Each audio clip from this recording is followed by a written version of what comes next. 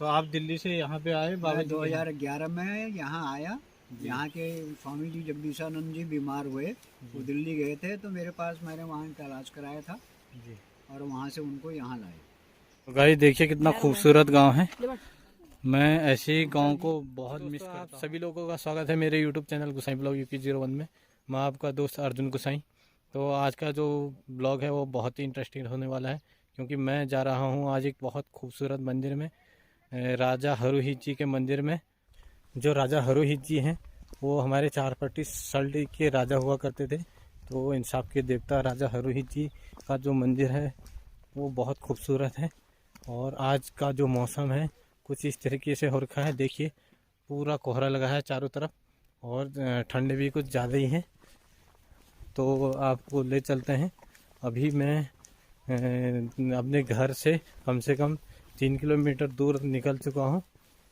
और अभी मेरे जो दोस्त लोग हैं वो सामने देख सकते हैं, इधर पहुँच गए हैं। और तो हम चलते हैं फिर। अभी देख सकते हैं एक फ्लाईओवर बन रहा है आयरन का।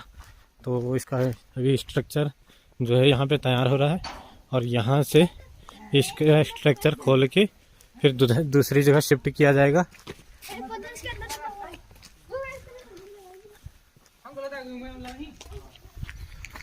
तो हमारे जो विकास भाई हैं, जैसे इन्होंने जो इंजीनियरिंग डिप्लोमा कर रखा है, तो इसका जायज़ा ले रहे हैं कि ये पुल ठीक बना है कि नहीं।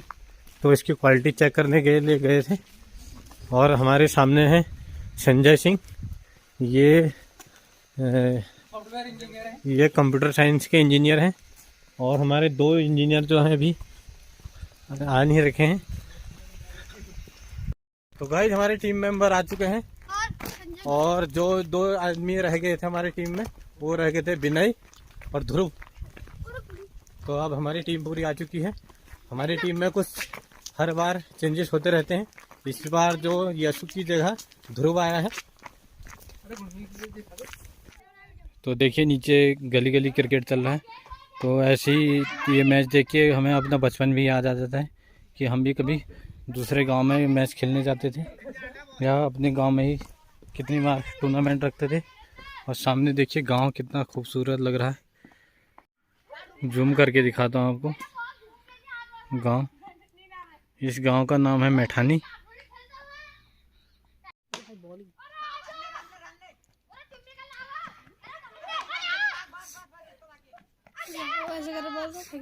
अगर हम रोड बाय रोड जाते तो ऐसे हमको जाना पड़ता। ये देख रहे हो नीचे, यहाँ लास्ट में हमें इस पहाड़ी के पार, और इसके बाद हमें जाना था कहाँ, नीचे यहाँ जाना है हमें, इस पहाड़ी के पार, इस पहाड़ी के पार जाना है हमें नदी किनारे।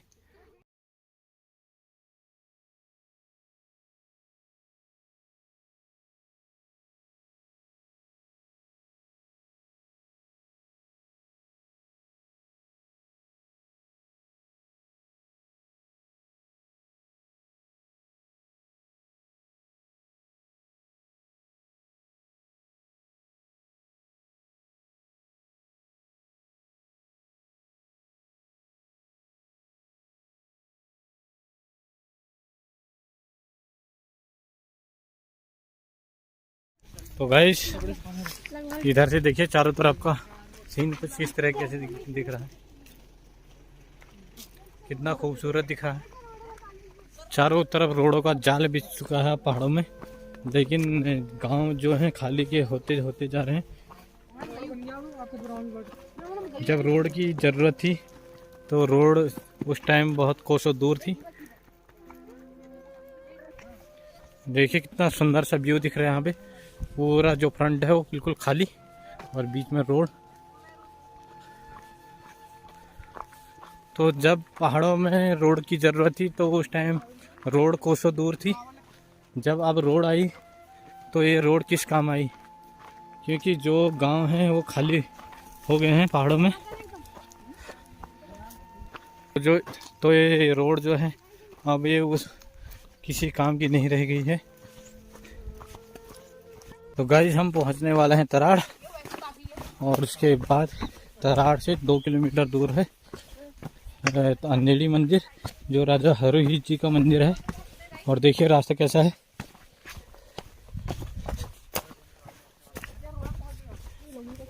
और देखिए एक छोटा सा गांव,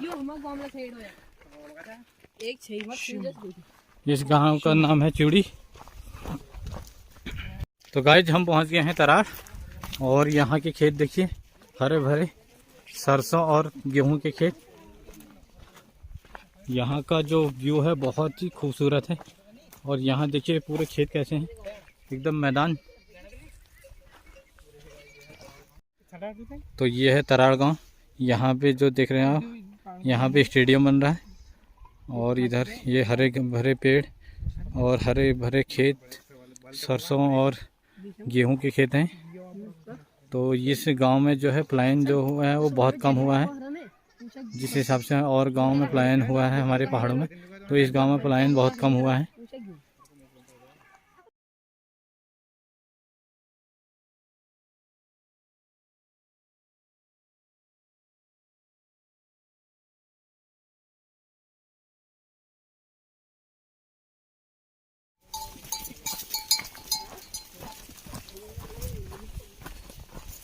गाइस देखिए कितना खूबसूरत गांव है। मैं ऐसे ही गांव को बहुत मिस करता हूं। ऐसी जगह जाने के लिए मैं बहुत एक्साइटेड रहता हूं।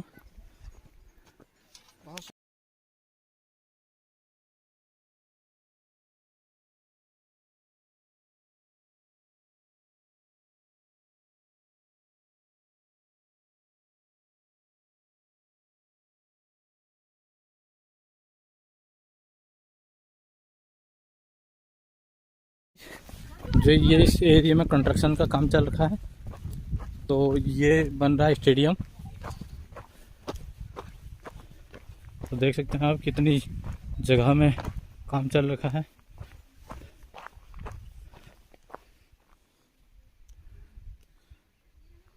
तो गाइस हम आ गए हैं राजा हरोहित राजमार्ग पे।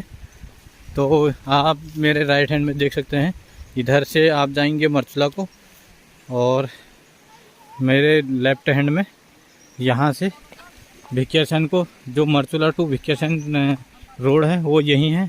तो हम जाएंगे लेफ्ट में।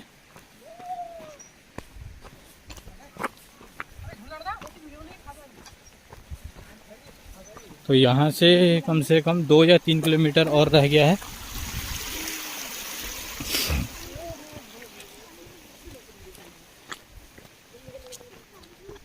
तो इस ही रोड पे जो राजा हरोहित जी का मंदिर है वो 2-3 किलोमीटर पे है। गाइस ये है रामगंगा नदी। आपको ये नदी यहाँ से आपको अगर क्रॉस करनी है तो फ्लाईओवर के रास्ते, तो मरचुला में आपको ये मिलेगी दूसरी बार। और इधर देखिए, इधर सीढ़ीदार खेत ऊपर। तो हमने जो जाना है इस रास्ते, इससे आगे जाके जो राजा हरोहित जी का मंदिर है। तो हम पैदल ट्रैकिंग कर ही रहे हैं, और हम कम से कम 10 किलोमीटर पैदल आ गए हैं। तो रामगंगा नदी का बहाव देखिए, आवाज़ देखिए उसकी, आप सुन सकते हैं कितनी तेज़ आवाज़ है इसकी। और जब 19 अक्टूबर में तेज़ बारिश हुई थी तो पानी का बहाव यहाँ से लेकर इस सिरे तक पहुँच गया था। आप सोच सकते हैं कि कितना पानी आया होगा उस टाइम इस नदी में। तो गाइस देखिए कितनी भयंकर चट्टान है। अगर मान लो हम यहाँ से एक पत्थर भी फेंकते हैं तो सीधे नदी किनारे जाएगा।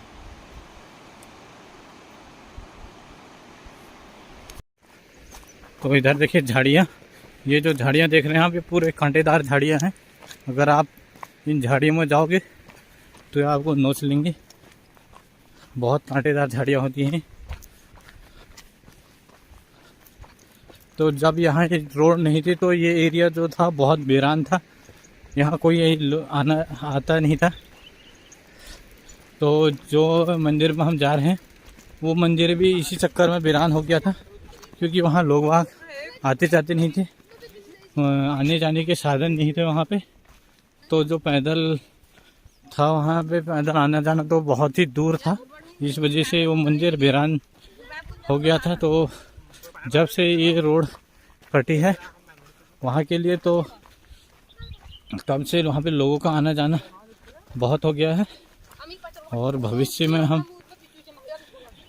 कामना करते हैं कि लोग वहाँ आते जाते रहें, ऐसी हमारी पहाड़ की संस्कृति बची रहेगी।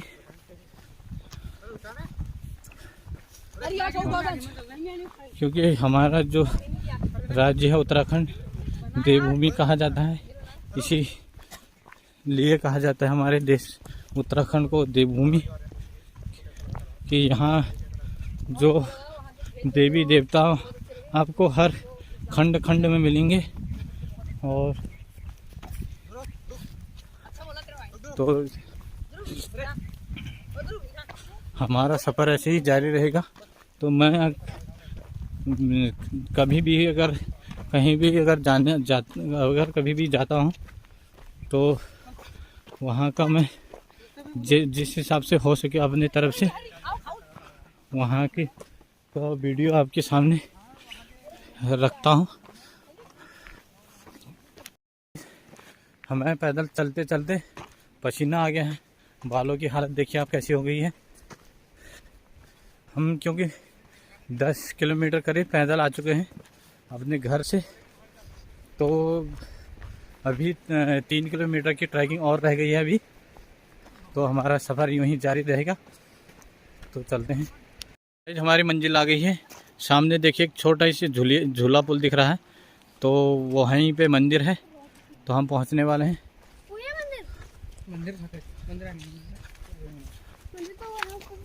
तो गाइस रोड से अब यहाँ से हमको नीचे उतरना है। रामगंगा नदी किनारे पे ही है मंदिर।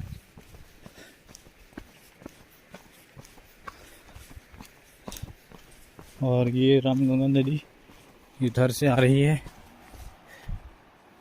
ये रामगंगा नदी जो है ये मासी चौखटिया से होते हुए भिकिया सैन से यहाँ से मरचुला, उसके बाद यहाँ से ये जाएगी। तो ये नदी यहाँ से कालागढ़ डैम को, उसके बाद कालागढ़ डैम में मिल जाएगी। यहाँ पे देखिए रामगंगा नदी का पानी कितना साफ है, ऐसा लग रहा है जैसे शीशा होगा।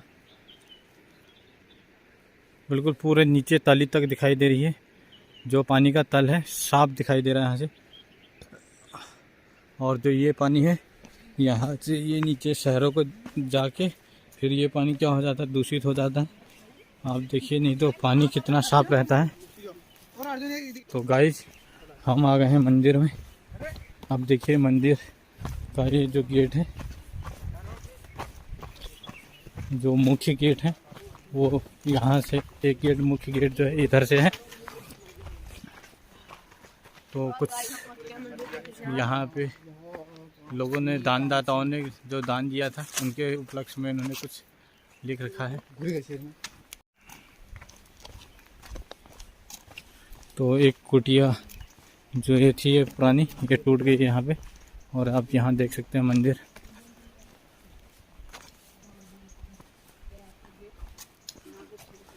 ऐतिहासिक मंदिर है एक प्राचीन से। ये जो मंदिर है रोड की ही वजह से वीरान हो गया था।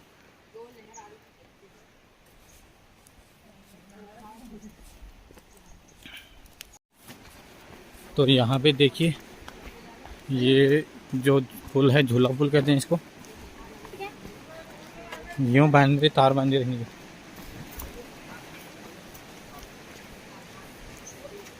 जो ये मंदिर है ये राजा हरि जी का मंदिर है। तो गाइस ये देखिए ये झूला पुल, हम इस पुल के सहारे पार जाएंगे। रामगंगा नदी पे बना है ये पुल। और नीचे देखिए रामगंगा नदी कैसी बह रही है।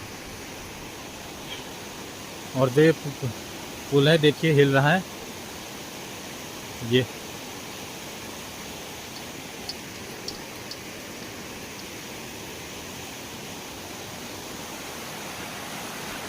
तो देखिए कितना सुंदर नज़ारा है यहाँ का। तो कभी आइए यहाँ और दर्शन कीजिए इन मंदिरों के। अंधेड़ी जो मंदिर है,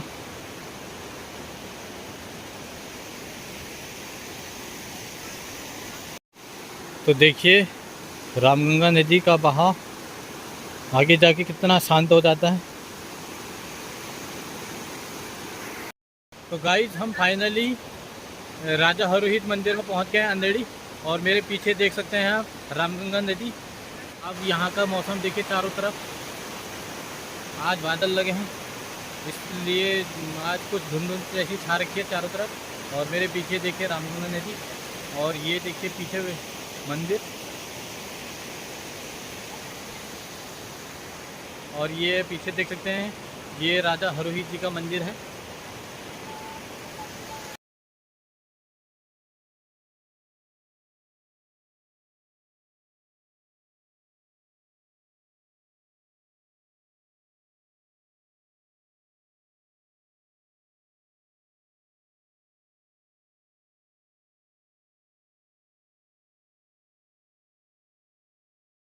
तो गाइस देखिए जो ये मंदिर है, ये चारों तरफ से पहाड़ियों से घिरा हुआ है, और बीच नदी के किनारे में है। आप देख सकते हैं चारों तरफ से पहाड़ियाँ।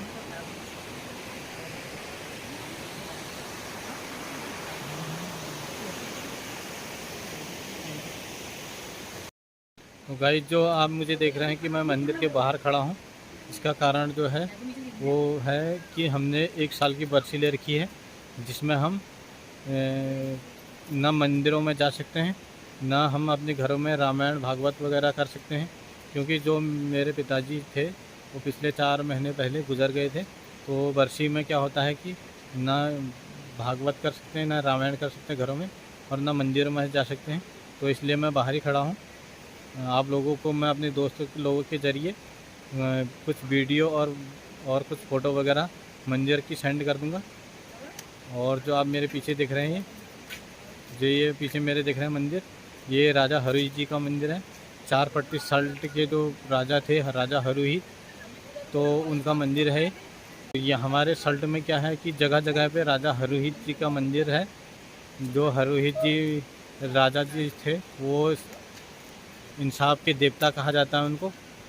तो गाइस इधर देखिए कुछ मंदिर जो है यहाँ पे भी हैं। एक छोटा छोटा मंदिर इधर भी है, एक यहाँ पे। तो यहाँ पे अभी मेरे दोस्त लोग जो हैं अंदर जा रहे हैं।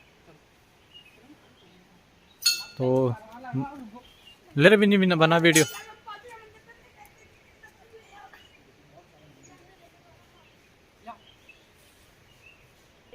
तो दोस्तों अभी हम मंदिर में एंटर कर चुके हैं, और ये रहा मंदिर का रास्ता।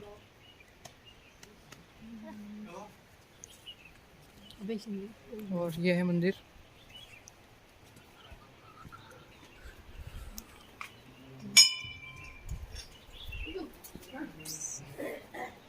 ये रहा मंदिर।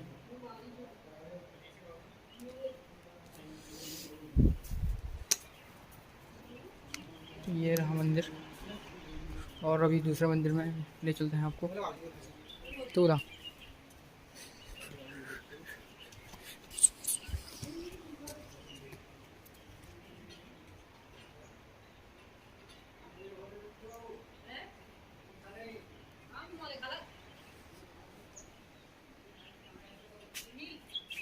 और ये है माता जी का मंदिर।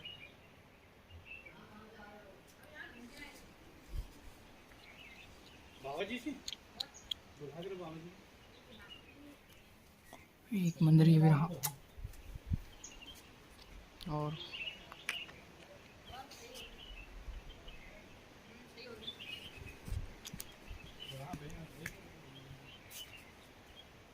वो कुछ पूछ रहा है, और ये रहे यहाँ के। वो कुछ पूछ रहे।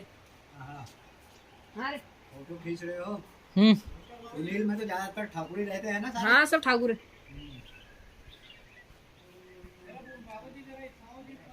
और एक ये रहा सत्संग भवन।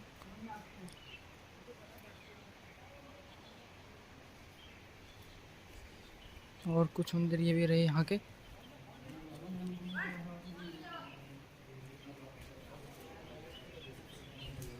तो ये भी रहा ये मंदिर।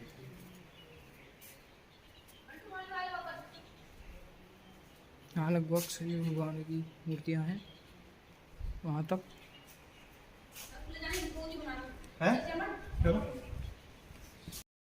बताओ, जिन लोगों ने ये बनाया है ना। तो आज हमारे साथ हैं श्री कीर्ति वल्लभ जी। तो आज हम उनसे कुछ सवाल जवाब करेंगे यहाँ पे। तो कीर्ति वल्लभ जी, आपको आए हुए यहाँ पे कितना टाइम हो गया? मुझे यहाँ हो गए 11 साल। जी। तो आप यहाँ पे कैसे आए? मैं यहाँ, एक गुरुजी थे हमारे, जी पिताजी के शिष्य थे, जी यानी कि जो पहले जिन महात्मा जी ने ये मंदिर बनाया है जी उनके ये शिष्य थे जगदीशानंद जी। जी जगदीशानंद जी बीमार होकर दिल्ली आए थे, दिल्ली से मैं उनको यहाँ लेके आया। जी। तो आप दिल्ली से यहाँ पे आए बाबा मैं जी के यहाँ? 2011 में यहाँ आया। यहाँ के स्वामी जी जगदीशानंद जी बीमार हुए, वो दिल्ली गए थे, तो मेरे पास मैंने वहाँ इनका इलाज कराया था जी और वहाँ से उनको यहाँ लाए। तो मार्च 1911 से मैं यहाँ 2011 से यहाँ रह रहा हूँ। जी। तो आपको यहाँ पे कैसा लगा?